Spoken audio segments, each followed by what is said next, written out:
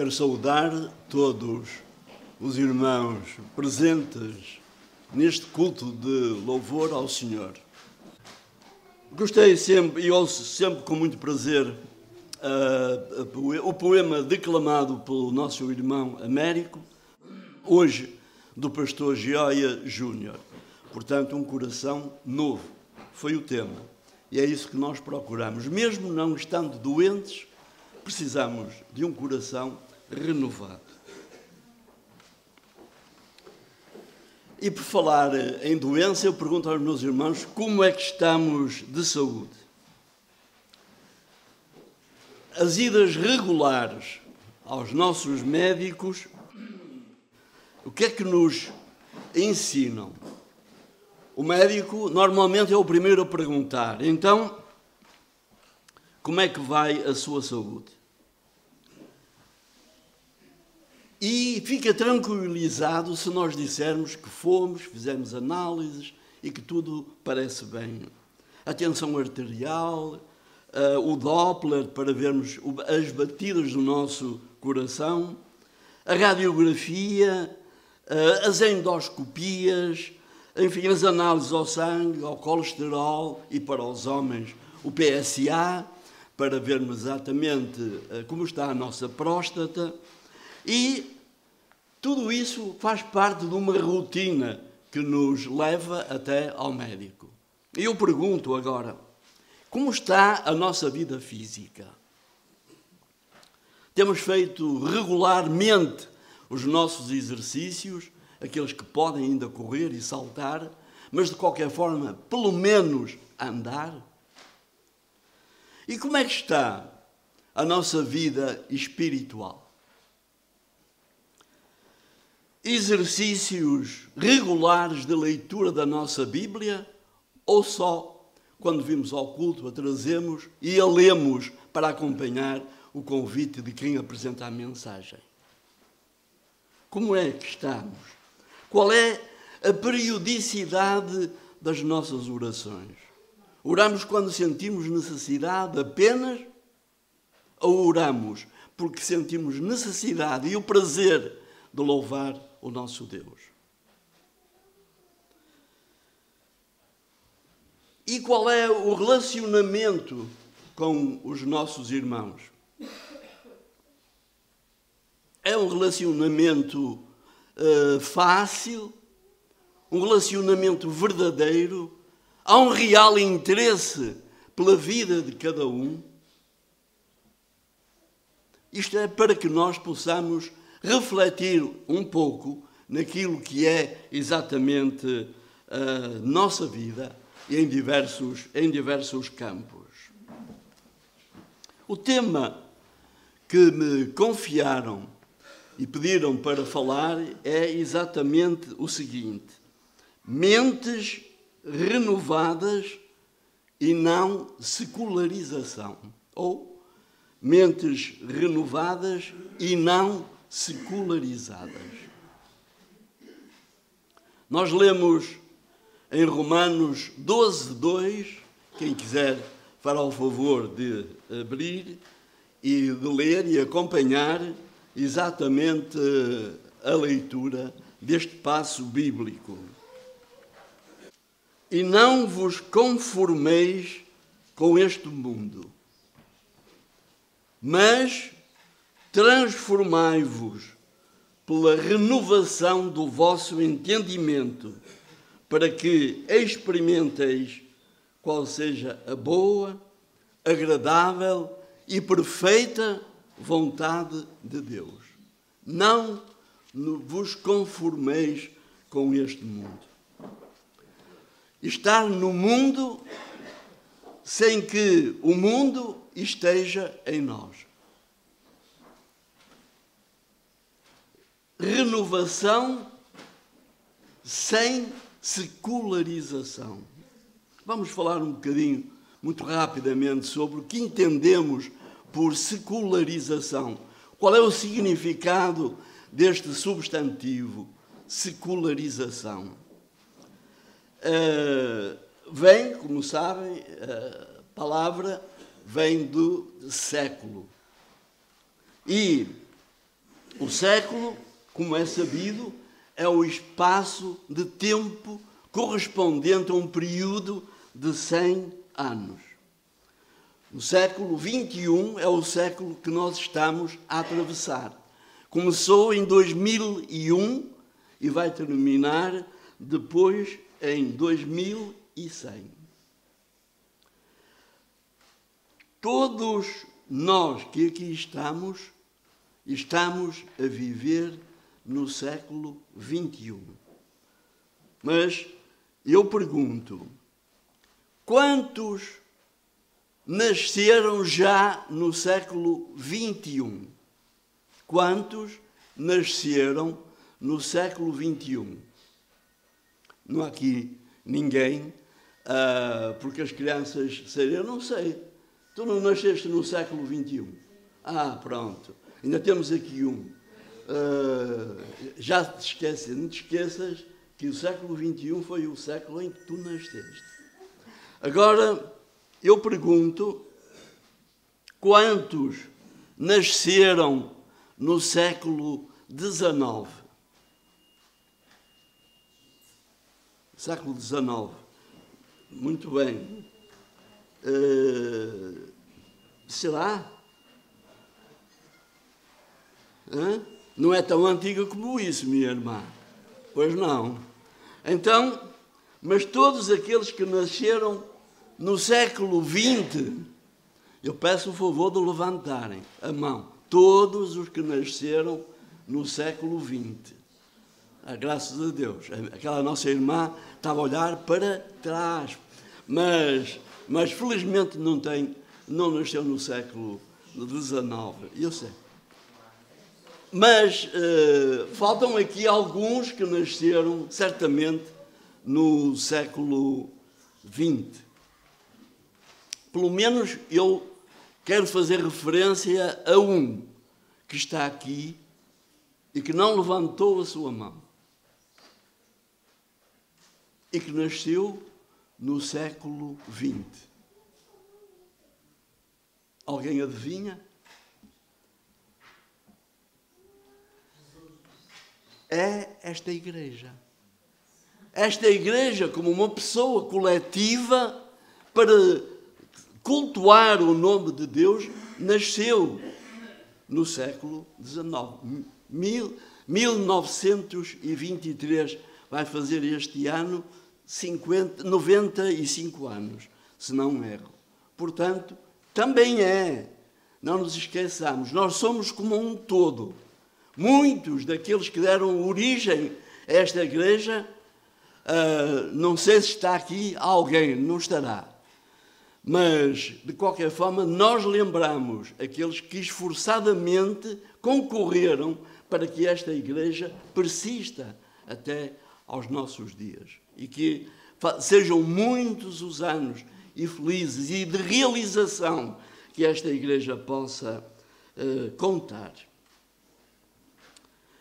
Mas, por exemplo, ainda há pouco tempo se celebrou a escolha da árvore mais importante. E Portugal ganhou esse concurso. No Alentejo, um sobreiro esse sobreiro era do século XVIII, 1783, se não erro. Um sobreiro antigo, antiquíssimo, chamado sobreiro assobiador, porque nos seus ramos são inúmeros os pássaros que ali vão assobiar e cantar. E por isso o efeito que esse sobreiro faz transmite-se ao ambiente, que se rejubila por ter um sobreiro tão importante. Portanto, este sobreiro nasceu naquilo que se chama o século das luzes, no século XVIII. Isto para nós compreendermos um pouco o que é a secularização. O século XVIII foi um século de grande difusão do conhecimento científico. Há aqui alunos que frequentam o ensino secundário, presumo, e certamente que ouviram falar numa das figuras mais importantes do século das luzes. Das luzes porque foi um século onde se revelou o conhecimento científico. E uma das figuras que nós aprendemos, eu pelo menos aprendi na minha escola, quando jovem aprendi, que havia figuras que se notabilizaram, sobretudo no campo científico e no campo, por exemplo, da química. Um foi Antoine Laurent Lavoisier. Já ouviram falar em Lavoisier? Nunca ouviram? Já ouviram, com certeza. Lavoisier criou uma lei que não é nada complicada, mas que diz que na natureza tudo se transforma. E nós também nos transformamos. E é preciso que a vida secular, a vida que é voltada para o mundo, em oposição à vida religiosa, nos faça fazer viver com espiritualidade aquilo que queremos. Portanto, vida secular. Secularização, em suma, é voltar ao mundo. Por exemplo, uma notícia: o Papa secularizou a seu pedido uma tal pessoa. Ou seja, retirou-lhe o vínculo religioso, a pedido. Mas também há mudança de uma vida religiosa para uma vida laica. Deixamos aquilo que é religioso e passamos a viver numa vida laica, uma vida que não tem uma dependência completa de Deus. Por exemplo, um dos nossos escritores, que viveu muitos anos no Brasil e que deixou-nos um livro célebre, que é A Selva, estou-me a referir a Ferreira de Castro, esse homem escreveu um outro livro que o nome era Missão, e relata um acontecimento, uma conversa com uma pessoa religiosa. E então ele dizia, era a secularização de um monge, isto é, alguém que se ia deixar a vida religiosa e ia viver no mundo. E então é curioso que Ferreira de Castro diz, o homem ouviu e disse, o quê? Como? Perguntou de repente o superior, como é possível? Oh, meu irmão, é a secularização que ele deseja. Está bem, é verdade, mas mesmo secularizado, ficará a pertencer à nossa religião. Vejam como havia esta preocupação. Ele vai para o mundo, mas vai continuar ligado. Não sei se por prática, se por tradição, mas fica ligado.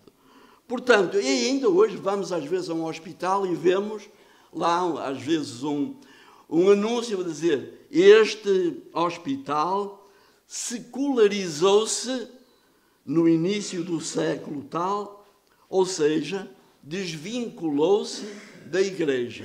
Agora é civil. Deixou de ser da misericórdia, agora é um hospital civil. Portanto, a secularização é este conceito de mudança, uma mudança progressiva do sagrado para aquilo que é profano. Voltando ao tema, estar no mundo, e repito, sem que o mundo esteja em nós. Mas nós, perguntarão os irmãos, nós não somos seres livres? Certamente que sim. Deus assim nos criou. Vamos ler, e alguém que encontre, leia por favor, 1 Coríntios 6, 12. Todas as coisas me são lícitas, mas nem todas as coisas me convêm. Todas as coisas me são lícitas, mas eu não me deixarei dominar por nenhuma. Muito bem, meu irmão, muito obrigado. Tudo nos é permitido, mas nem tudo é conveniente. Tudo me é permitido, repito, mas eu não me deixarei dominar por nada. Este é, digamos, um princípio salutar para a nossa vida de fé cristã. E no mesmo capítulo 6, o versículo 20. Porque fostes comprados por um bom preço. Glorificai, pois, a Deus no vosso corpo e no vosso espírito, os quais pertencem a Deus. Muito bem. Repito, fostes, todos nós, comprados por um preço. Glorificai, pois, a Deus no vosso corpo. E sabem, meus irmãos, este versículo repete-se no Novo Testamento para cima de 25 vezes, lembrando efetivamente o preço que pagaram para que nós pertençamos ao Senhor. Sempre com o sentido de comprar algum bem ou objeto. No Novo Testamento são mais de 25 vezes que o texto se repete. O sentido de resgate. Não fomos comprados para nos tornarmos escravos de nada. Fomos comprados pelo sangue de Jesus. E foi um alto preço, meus irmãos, aquele que nós pagamos. Se fomos comprados, o que é que diz o apóstolo Paulo aos Romanos no capítulo 14? Alguém pode ler? Romanos 14, 8. Porque se vivemos para o Senhor, vivemos. Se morremos para o Senhor, morremos. De sorte que ou vivamos ou morramos, somos do Senhor. Exatamente. Somos do Senhor. E somos cristãos. Se seguimos exatamente os seus ensinos e se aceitamos Jesus, somos cristãos. E para que é que vivemos? O Salmo 48 dá-nos a resposta. Para que é que nós vivemos? Salmo 40, versículo 8.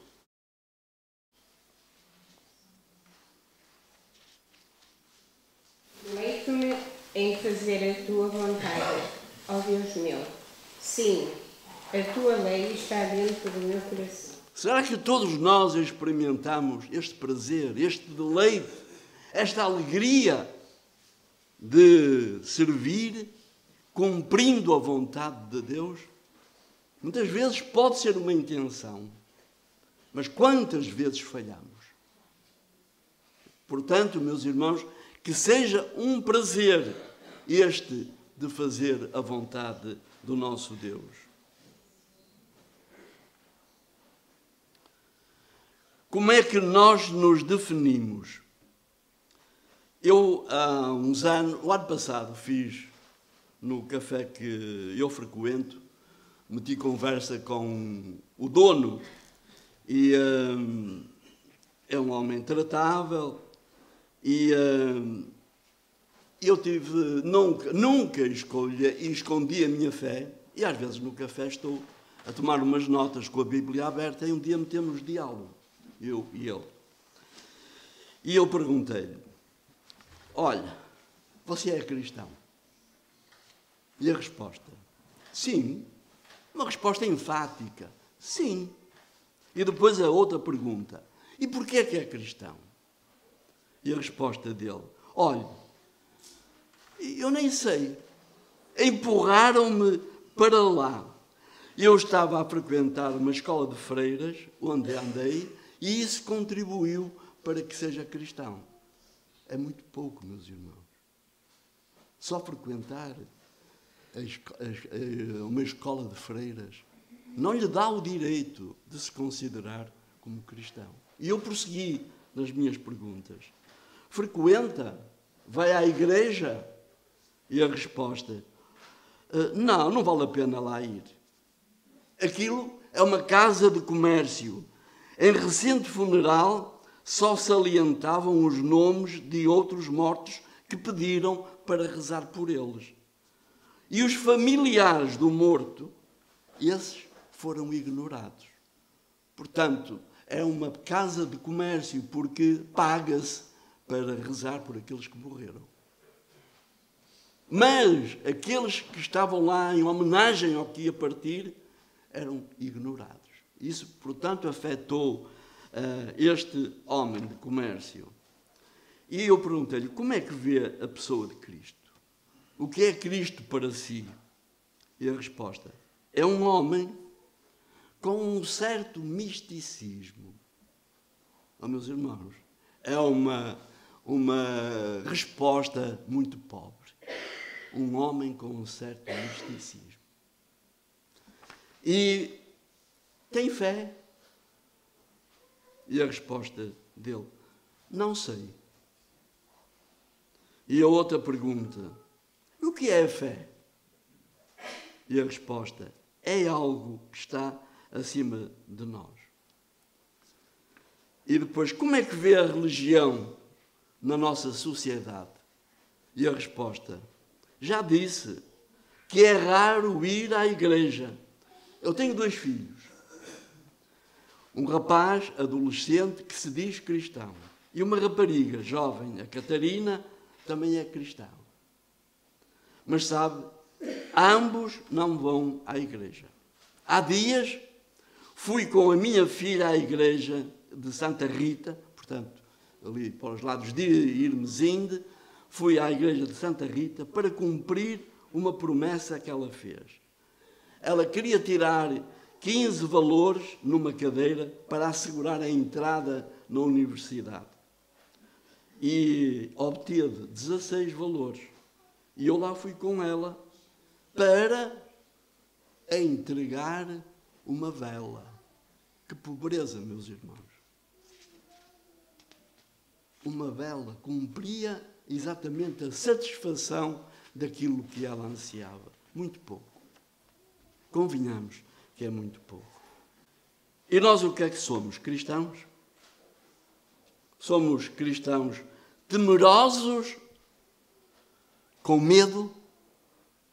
Ou somos cristãos tementes, que respeitam e procuram servir a Deus? Somos cristãos nominais ou conscientes? Nominais que só têm um nome e não são reais. Ou somos conscientes, sabendo o que somos e o que sentimos? Como vivemos, meus irmãos? Deixem-me só citar. Eu tenho pena porque o tempo não é muito, eu não queria abusar da vossa paciência, mas deixem-me só ler aqui umas pequenas súmulas. Um homem que é professor em Coimbra, que é professor de Direito, Eduardo Paz Ferreira, é o marido da nossa Ministra da Justiça, e ele escreveu um livro, e o livro é este: Por uma Sociedade Decente. E perguntava ele, pergunto adivinhando quais são as respostas. Vivemos numa sociedade decente? Eu adivinho quais sejam as vossas respostas também. Não. E que sociedade é esta em que vivemos? Nos seus diferentes campos. E ele diz, não vou defini-la, deixo convosco a resposta. E outra pergunta que ele faz, que caminho temos capaz de contribuir para a edificação ou melhoria da sociedade? Que caminhos temos? A resposta é vossa. Esperava que uma das respostas seria, inevitavelmente, temos o cristianismo, que é uma força para transformar o mundo. E eu podia citar uma série de passagens bíblicas que reforçam esta definição. Estamos seguros, cada um de nós, de que essa é a solução para que o nosso mundo seja um mundo decente?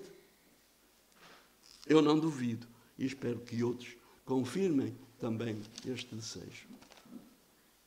Por que razão não sabemos nós, cristãos, vender melhor as nossas ideias? Eu digo vender melhor é exatamente para uma transmissão completa do valor do Evangelho.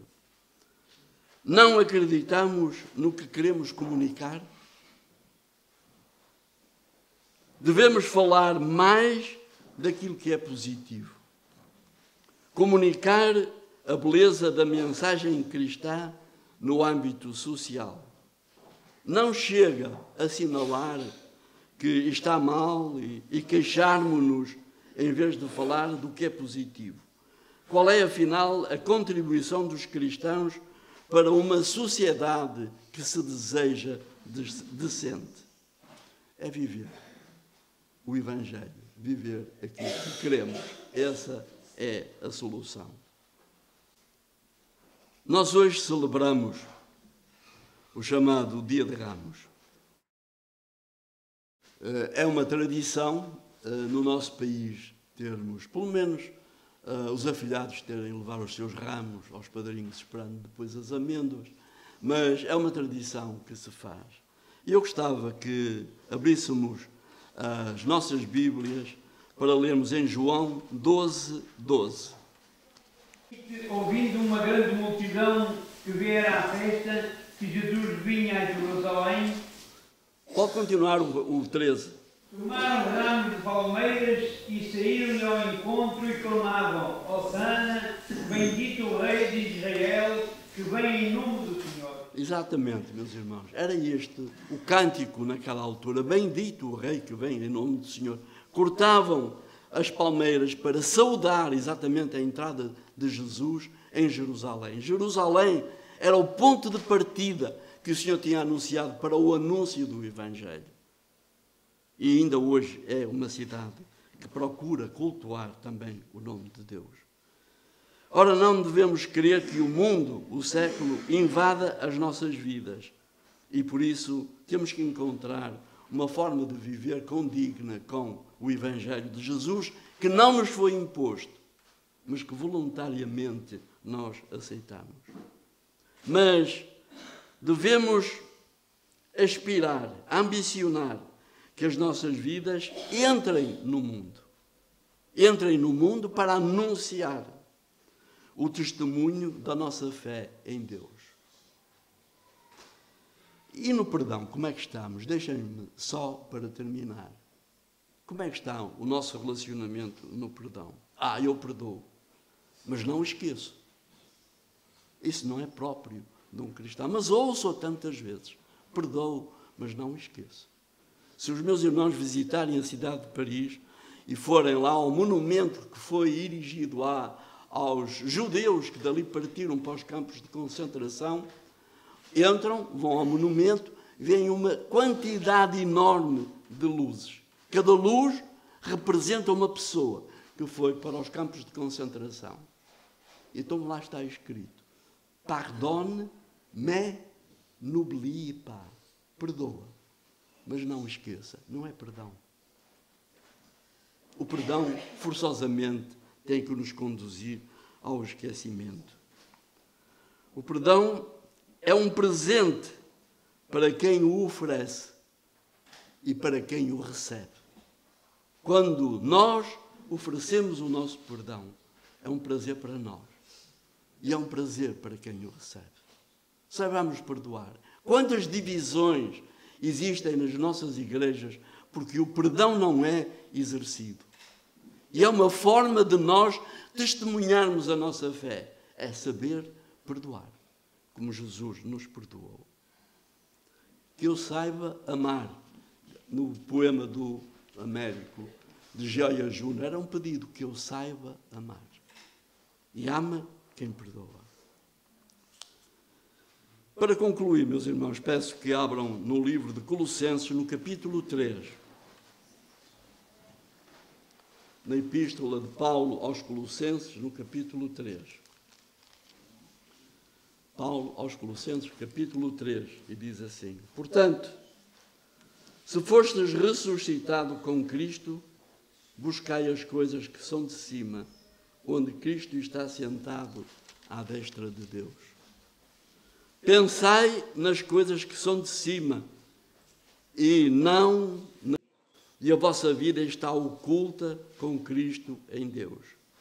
Quando Cristo, que é a nossa vida, se manifestar, então também vós vos manifestareis com Ele em glória. Fazei, pois, morrer a vossa natureza terrena, a prostituição, a impureza, a paixão, a vil concupiscência e a avareza, que é idolatria. Por essas coisas vem a ira de Deus sobre os filhos da desobediência. Nelas também, noutro tempo, andastes, quando a vossa vida era dominada por ela. Agora, porém, despojai-vos de tudo, da ira, da cólera, da malícia, da maledicência, das palavras torpes da vossa boca. Não mintais uns aos outros, pois já vos despistes do velho homem com os seus feitos, e vos vestistes do novo, que se renova para o conhecimento segundo a imagem daquele que criou. Aqui não há grego nem judeu, circuncisão nem incircuncisão, bárbaro, cita, servo ou livre, mas Cristo é tudo em todos. Portanto, como eleitos de Deus, santos e amados, revestivos de compaixão, de benignidade, de humildade, de mansidão, de longanimidade. Suportai-vos uns aos outros, perdoai-vos uns aos outros. Se alguém tiver queixa contra outrem, assim como o Senhor vos perdoou, assim também vós perdoai. E sabem, uma frase de Martin Luther King, aquele pastor batista que morreu exatamente na defesa dos seus princípios, ele escreveu isto: aquele que é incapaz de perdoar é incapaz de amar. Meus irmãos, como seres transformados, amemo-nos uns aos outros e vivamos com alegria cada dia que o Senhor nos dá.